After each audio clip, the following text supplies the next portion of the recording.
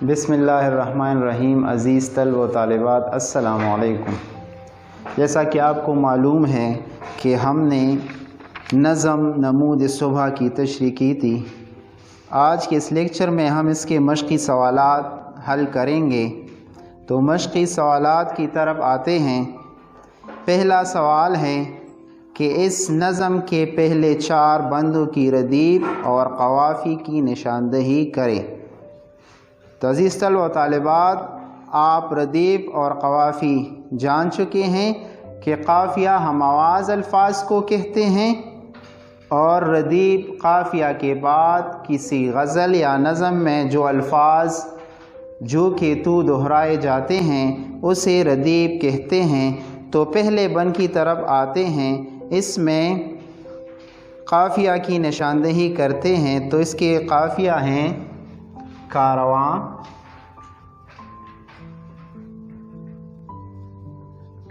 نشان،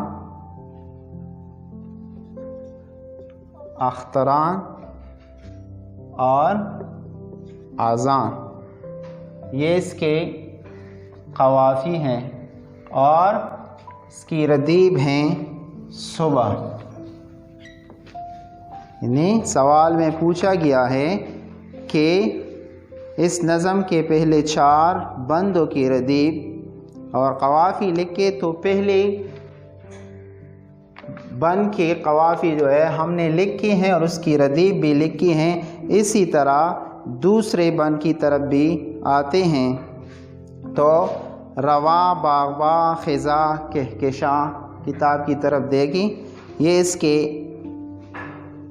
قوافی ہیں۔ سموم اور نجوم، انوار اور تار، یہ اس کے قوافی ہیں۔ اور کے جو ہے دوسرے بند، یہ اس کی ردیف ہیں، آپ جان چکے ہیں۔ اسی طرح آپ تیسرے اور چوتھے بند کے قوافی اور ردیف جو ہے خود تلاش کر کے لکھیں۔ دوسرا سوال ہے کہ درج ذیل تراکیب کا مفہوم واضح کریں۔ تو تشریح میں ہم اس کی وضاحت کر چکے ہیں، آپ کی آسانی کے لیے ہم نے بورڈ پہ جو ہے لکھے ہیں۔ ایک ہے کہ صدائے اذان صبح، تو اس سے مراد صبح کی اذان ہے۔ دوسری ترکیب ہے روئے شب تار، اس کا اپنا معنی ہے تاریک رات کا چہرہ، یعنی رات کی تاریکی۔ پھر دامان کوہسار، یعنی پہاڑ کا دامن، جو میدان ہوتا ہے پہاڑ کے دامن میں، پہاڑ کی نیچے، اسے کہتے ہیں۔ پھر ہے باد سحر، تو باد نسیم بھی اس کو کہتے ہیں، مراد ہے صبح کی ٹھنڈی ہوا۔ اگلا ہے گلشن فلک، یعنی آسمان کا باغ، اس سے مراد ہے چاند اور تارے۔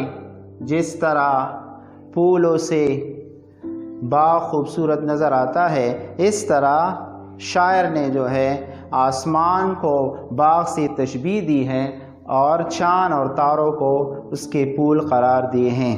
ثمر، شاخ و کہکشاں، یہ جو آسمان پر ہمیں ستاروں کے جرمٹ نظر آتے ہیں اسے کہتے ہیں۔ پھر ہے زمزمہ پردازی طیور، یعنی پرندے جب چہچہاتے ہیں تو اس کا مطلب یہ ہے کہ وہ اپنی اپنی زبانوں میں اللہ تعالیٰ کی حمد و ثنا یعنی تسبیح پڑھتے ہیں، حمد و ثنا بیان کرتے ہیں۔ آخری ہے گوہر ہائے آبدار۔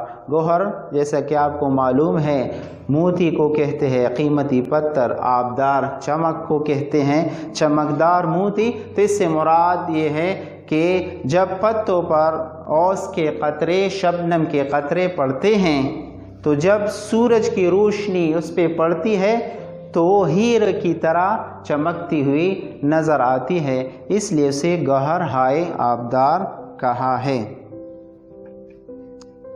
پھر تیسرا سوال ہے کہ گلے مہتاب پر خزاں کے آنے کا مفہوم اپنے الفاظ میں لکھیں۔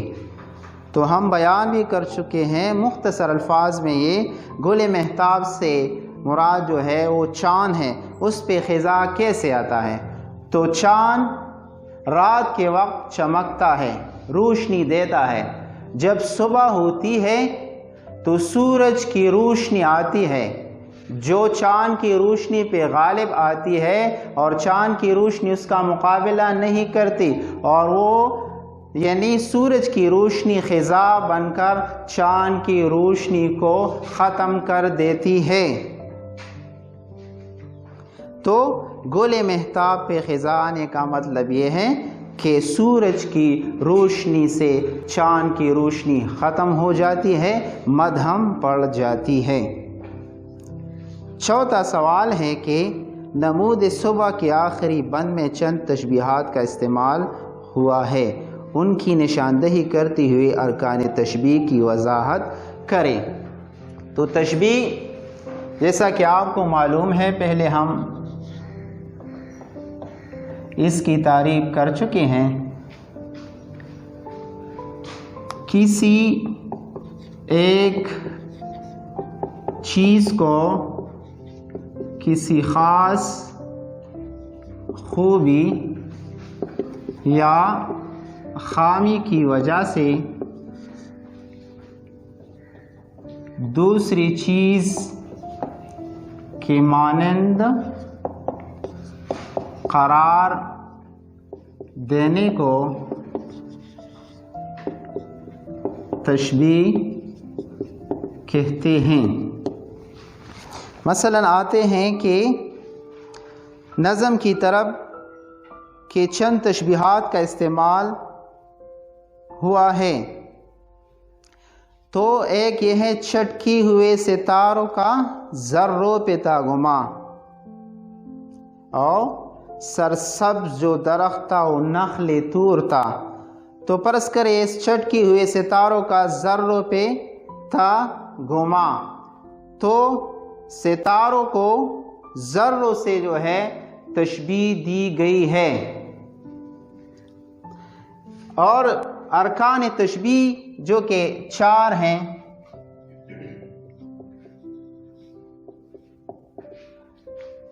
ایک ہے مشبہ، دوسرا ہے مشبہ بہ، تیسرا ہے حرف تشبیہ، اور چوتھا ہے وجہ تشبیہ، وجہ شبہ۔ تو ایک آسان مثال کی طرف ہم آتے ہیں، یعنی ہم کہتے ہیں کہ اسلم شیر کی طرح بہادر ہے۔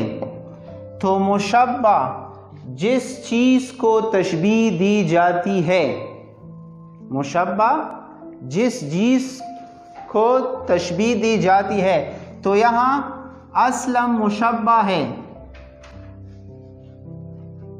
اسلم کو تشبیہ دی جا رہی ہے تو اسلم مشبہ ہے، اور مشبہ بھی جس چیز سے تشبیہ دی جاتی ہے، تو شیر، اسلم کو شیر سے تشبیہ دی جا رہی ہے۔ پھر ہے حرف تشبیہ، تو حروف تشبیہ مختلف ہے، کی طرح، جیسا، مانند، ہو بہو، تو اس میں کی طرح یہ حرف تشبیہ ہے۔ اب کس خوبی کی وجہ سے تشبیہ دی جا رہی ہے؟ تو وہ ہے بہادری، وجہ تشبیہ میں کیا ہو گئی؟ بہادری۔ تو یہ 4 ارکان تشبیہ کے ہیں، یہ اچھی طرح یاد کر لیں۔ اب اس آخری بند میں جو تشبیہات ہیں آپ اسے لکھ لیں، اور اس میں جو ہے مشبہ، مشبہ بہ، حرف تشبیہ اور وجہ تشبیہ، وجہ شبہ کی نشاندہی کریں۔ عزیز طلبہ و طالبات، آپ تشبیہ کی تعریف اور اس کے ارکان اچھی طرح ذہن نشین کر لیں۔ اسی طرح جو سوالات ہم نے حل کی ہیں وہ بھی ذہن نشین کر لیں۔ آج کے لیے اتنا ہی کافی ہیں۔ والسلام۔